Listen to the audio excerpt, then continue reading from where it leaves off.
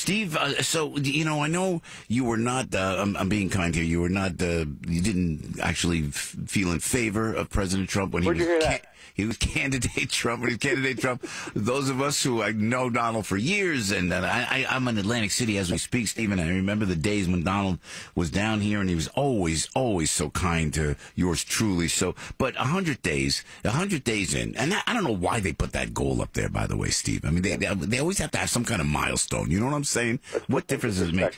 But first 100 days for John F. Kennedy, the Bay of Pigs in Cuba, a fiasco. Wow. The first 100 days for Bill Clinton.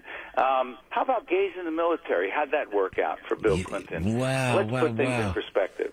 Let's just say this. I am not a fan of President Trump's. I'm rooting for the president to do well. Fair enough. Let's just say the first 100 days for any president are incredibly difficult. The biggest challenge, I believe, President Trump has, and the biggest mistake I think he's making, this is easy for me to say over here in Montclair, New Jersey, he's sitting in that job that he is acknowledging is way tougher than he ever thought, is that he's attempting to do way too many things.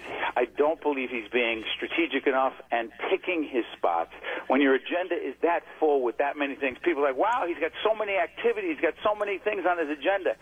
That makes it very tough. As a former state legislator, only in New Jersey, the members of Congress I talk to say it's hard for them to focus because it's the tax bill, it's repeal and replace, it's the potential of the shutting down of the government, it's some of the activities overseas that are going on, in Syria, the bombing. Listen, I'm not saying that he was wrong in every case. I'm saying, Joe, it's hard to know what the agenda is.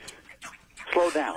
You're absolutely right. And also, I like that they're at least addressing taxes now. That makes sense. At least something with the taxes. He's got to address North Korea. Someone had to address North Korea. But when they go to the sanctuary city, when they go to the wall, and then there's the upset in health care, I wouldn't have started the administration like that. But you got to give President Trump this, Steve Adubato, is that at least he's put his money where his mouth is, man. He's doing everything that he said he was going to do, no? It's not a question of, quote, doing everything he said he would do. It's a question of doing it in a smart, strategic, methodical fashion.